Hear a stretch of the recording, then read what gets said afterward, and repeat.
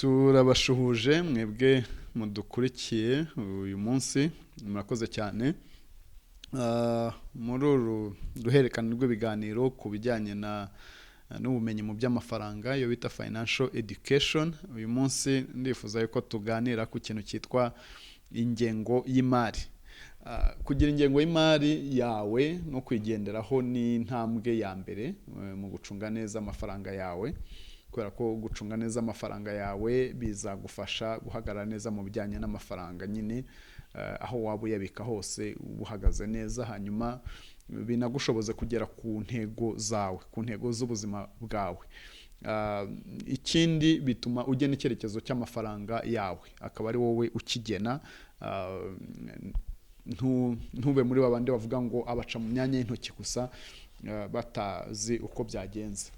Nukurikira izi video zitandukanye uzabasha kugera ku bintu bikurikira. Uzabasha kumenya kuzigama, uyu munsi ntabwo turi bubitindeho. Uzabasha kumenya guteganyiriza ahazaza, uzabasha kumenya uko wishyura imyenda yawe, uzabasha gutera intambwe igana ku kwigira nyako, uzabasha kandi guhinduka umuguzi cyangwa umukonsomateri usobanukiwe. Igikoresho rero cy'ibanze ukwiye gutangira kwitoza kugira ni iki cyitwa ingengo y'imari. Ubusanzwe dusanzwe tuyimenyereye kuri leta, tukayimenyera mu bigo bindi bitandukanye, ariko noneho ndashaka kukubwira ko no ku muntu ku giti cye ari ngombwa yuko ugira ingengo y'imari. Nawe ni ngombwa yuko ugira ingengo y'imari. Hari umuntu byumva agahita yumva biramutunguye, agasesura umeze, agatekereza ko ari ikintu kigoranye gikomeye, bikaba byatuma narekera aho ngaho ntabasha gukomeza iyi video. Ariko ni ibintu byoroshye nk'uko tugiye kubireba. Yego wenda harimo akazi gatoya wakora kugira ngo ukore ingengo y'imari imeze neza, ariko ni ibintu bishoboka kandi byoroshye. Ntabwo ari ibintu bihambaye bisabye amashuri menshi, oya, ni ibintu byabasha gukorwa na buri muntu wese utekereza. Ni ibintu byoroshye, ni ukubasha kumenya amafaranga winjiza, ukabasha kumenya n'ayo usohora, hanyuma ukagereranya ayo winjiza n'ayo usohora.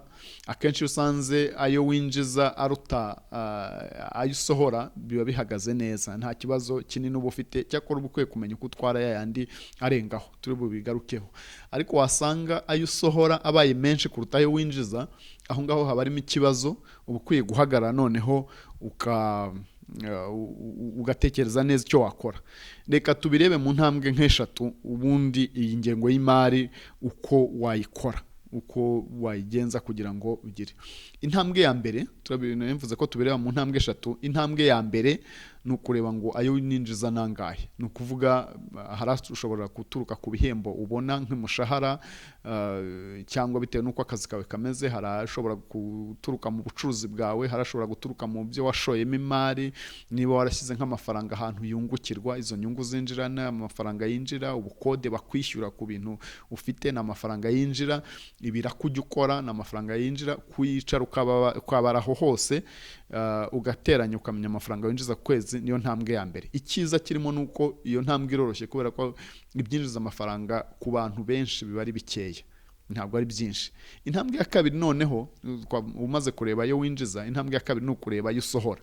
Iyi ntambwe yo iragoyemo, kubera ko amafaranga umuntu asohora ni menshi cyane. Iyi ntambwe urayitera mu buryo butatu. Uburyo bwa mbere ni ukureba bya bindi bisohora amafaranga bidahindagurika. Hari ibintu usohora amafaranga buri kwezi bidahindagurika. Ufashe nk'urugero, niba wishyura ubukode bw'inzu, amafaranga wishyura buri kwezi ntago ahindagurika. Niba wishyura nka minerivare, yaba iyawe cyangwa iy'abana wishyurira, cyangwa undi muntu uwo ari we wese wishyurira, ayo mafaranga ntago akenshi aba ahindagurika. Niba ujya wishyura amafaranga y'isuku, ujya wishyura amafaranga y'umutekano, ayo mafaranga ntago ahindagurika. Ibyo bintu bidahindagurika ni bimwe mu bigize ibisohora amafaranga. Urabyegeranya ukabiteranya. Ibya kabiri ni ibintu noneho bisohora amafaranga bihindagurika. Muri ibyo bintu bisohora amafaranga bihindagurika hazamo nk'amafaranga usohora mu guhaha ibyo kubatunga, amafaranga y'ingendo zisanzwe, amafaranga ujya ukoresha ku myambaro, amafaranga usohora ku bintu bitandukanye bihindagurika, ukayandika nayo ukayamenya. Ikindi cya gatatu muri bya bintu byo kumenya amafaranga usohora, noneho no kureba bya bintu bisohora amafaranga bidahoraho. Hari ibintu biza rimwe na rimwe nko gutwerera, nko gufasha, nko gutanga impano, bene ibyo bintu ni ibintu bisohora amafaranga ariko mu buryo budahoraho. Ibyo nabyo ukwiye kubigira kugira ngo iyo wafashe amafaranga ugatondeka ibyo usohora mu mafaranga muri ubwo buryo butatu mvuze, mu bidahindagurika, mu bihindagurika no mu bidahoraho, umenya amafaranga usohora. Ingengo y'imari yawe ubwo uba umaze gukora ibintu bibiri. Ahambere wamenya ayo winjiza, ahandi umenya ayo usohora. Intambwe ya gatatu noneho tugiye kureba ni intambwe yitwa kugereranya bya bindi bibiri, mu kugereranya ayo winjiza n'ayo usohora. Nabivuzeho nyitangira, iyo ayo usohora ari menshi kuruta ayo winjiza, aho ngaho uba ufite ikibazo, haba harimo icyuho. Icyo cyuho ukwiye gutangira gufata ingamba zijyanye n'uburyo wakiziba. Iyo usanze noneho ayo winjiza aruta ayo usohora, aho uba uhagaze neza. Ariko nanone ayo ngayo usagura, ukwiye gutekereza uburyo wayakoresha neza. Ntabwo turi bujyemo, tuzabigira umwanya wabyo wundi. Reka tugaruke kuri ubu buryo ushobora noneho kugabanya yandi agutera icyuho mu ngengo y'imari yawe. Ikintu ushobora gukora, ikintu cya mbere ukwiye kumenya utangiye noneho kureba uko ugabanya bya bindi bisohora amafaranga bikagutera icyuho mu ngengo y'imari yawe, no kubanza kumenya amafaranga yawe ubundi ajya hehe. Abantu benshi ntabwo bagira, bavuga gusa ko abaca mu myanya y'intoki, ariko gutera intambwe kugira ngo umenye aho amafaranga ajya ntabwo bikunze gukorwa na benshi. Uburyo bworoshye bwo kubikora ni ugushaka ahantu byandika. Ibyo usohoraho amafaranga byose ukabyandika, agakayi cyangwa ikindi kintu ukabyandika. Ariko ukabyandika, numara nk'amezi 3 wandika buri kintu cyose usohoraho amafaranga, uzabasha kumenya uti burya ingendo zintwaraya, burya itumanaho rintwaraya, burya ibisohora amafaranga bintwara amafaranga angana gutya. Icyo gihe umaze kumenya aho amafaranga yasohoka, aho ajya naho n'ukuntu n'ingano yayo, birakorohera noneho gutangira kwitoza guhindura akamenyero kakubagamo ko gusohora amafaranga. Nubwo ngira ngo nkomeza nagira nkubwire ko nubwo nawe waba winjiza amafaranga menshi aruta ayo usohora, gukora uyu mwitozo wo kumenya ayo usohora n'aho ajya nabyo ni ngombwa, bizagufasha. Utangiye rero urugendo rwo kumenya uko wagabanya ayo usohora kugira ngo cya cyuho cyo mu ngengo y'imari yawe kigabanuke. Ukeneye kumenya ibi bintu, gutandukanya ibintu ukeneye n'ibintu ushaka. Ibintu ukeneye nibyo mu gifaransa bita les besoins, nibyo mu cyongereza bita needs. Needs ni ukuvuga ni ibintu byangombwa bikenewe kugira ngo ubuzima bukomeze. Ibintu ushaka nibyo mu gifaransa bita les désirs, cyangwa ibyo bita wants mu cyongereza. Ni ukuvuga ni ibintu bindi akenshi biba bibereye ijisho cyangwa bibereye gutwi, ibintu umutima wawe wumva ushaka gusa ukabigura kubera ko wumva ubishaka, ariko mu by'ukuri biramutse binabuze ubuzima bwakomeza. Icyo gihe rero kumenya kubitandukanya bizagufasha. Reka nguhe ingero kugira ngo byumvikane neza. Mu bintu bikenewe dushobora gutanga ingero nk'amafunguro, ingendo zisanzwe.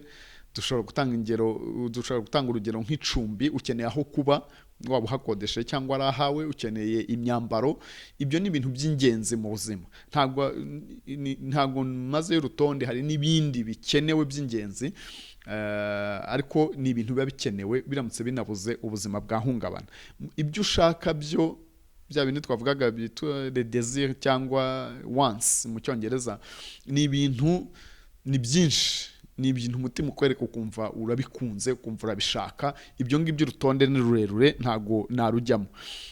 Uratangira rero ukareba bya bindi wasohoyeho amafaranga, bya bindi wanditse muri yakayi yawe, bya bindi wanditse ku ruhande, ukareba ngo ibi bintu biri mu bikenewe by'ibanze cyangwa ni mu bintu nshaka gusa.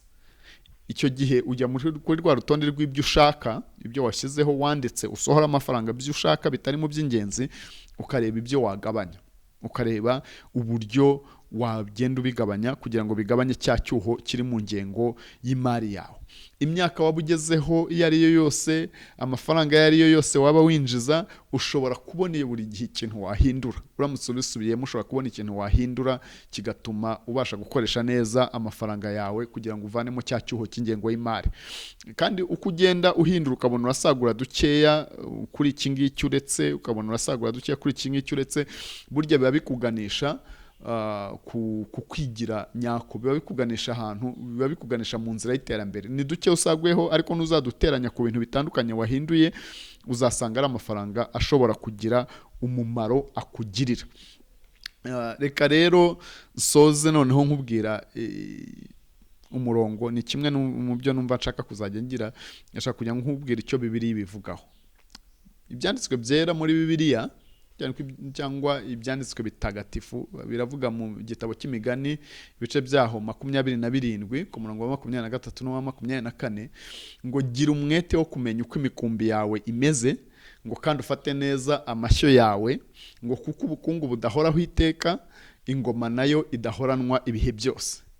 Gira umwete wo kumenya uko imikumbi yawe imeze, kandi ufate neza amashyo yawe, kuko ubukungu budahoraho iteka, ingoma nayo idahoranwa ibihe byose.